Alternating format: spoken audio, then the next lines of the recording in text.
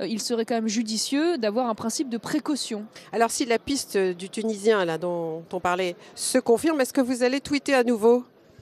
Mais de toute façon, la question je voulais, du terrorisme et de l'islamisme, elle sera un sujet central de la campagne. Je pense qu'il serait criminel aujourd'hui de ne pas s'en emparer d'une manière ou d'une autre, pas pour faire de la récupération politique, simplement pour mettre la pression sur les gouvernements, pour prendre les bonnes décisions et éviter, je l'espère, demain qu'il y ait d'autres morts, en particulier français, comme nous en avons déjà connu beaucoup trop malheureusement. Alors on va parler des différents au sein de votre parti, le Front National. Vous avez des lignes divergentes avec la ligne de votre parti sur par exemple le remboursement de l'IVG. Est-ce qu'il y a une rupture sur les questions de société entre vous et Marine Le Pen? Alors, je ne crois pas avoir une position divergente. En fait, j'ai simplement, dans une interview suite à une actualité parlementaire, que je ne décide pas, parlé de la remise en cause du remboursement illimité et intégral de l'avortement qui n'allait pas forcément de soi. Il y a beaucoup de pays où l'avortement est légal et où il n'y a pas de remboursement systématique et intégral. Puisqu'aujourd'hui, il faut savoir que la situation est tellement aberrante que, par exemple, l'échographie d'une femme qui souhaite avorter est mieux remboursée que l'échographie d'une femme qui souhaite garder son enfant. Bon, je m'interroge là-dessus. Est-ce que vous continuerez à avoir vos positions personnelles qui ne sont pas la ligne pas de la candidate à la présidentielle? C'était la position, et c'est toujours d'ailleurs la position du parti Front National, et c'était le cas en 2012. Simplement, aujourd'hui, Marine Le Pen n'a pas souhaité intégrer cette partie dans son programme.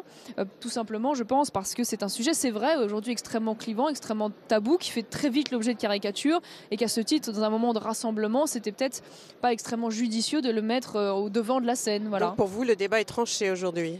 Le débat est tranché et je l'espère en tout cas que dans le cadre d'une majorité parlementaire Front National, nous aurons l'occasion peut-être d'y revenir avec des propositions de loi. Mais ce ne sera pas l'objet de la campagne. Alors à 4 jours de Noël, il y a un débat qui fait polémique, c'est l'installation des crèches de Noël dans les collectivités, dans les bâtiments publics. Vous voulez une crèche de Noël à la région PACA, Christian Estrosi refuse et c'est vrai qu'il y a un arrêté du Conseil d'État du 9 novembre qui dit on ne peut installer les crèches que s'il y a un intérêt artistique. Qu'est-ce que vous répondez à Christian Estrosi? Je leur dis que déjà moi je dénonce la décision du Conseil d'État qui est très restrictive. Je pense que ces crèches de Noël font partie de notre patrimoine traditionnel, culturel et qu'à ce titre il n'est pas question uniquement de spiritualité. Beaucoup de Français athées sont attachés à cette tradition et je ne comprends pas cette espèce d'obsession des élus de gauche et d'extrême gauche avec parfois la complicité de la droite de vouloir systématiquement mettre le voile sur ce patrimoine qui devrait rassembler tous les Français, en particulier à cette période. Alors, Steve Briouat, maire FN d'Hénin-Beaumont, a été condamné par le tribunal administratif pour avoir mis une crèche.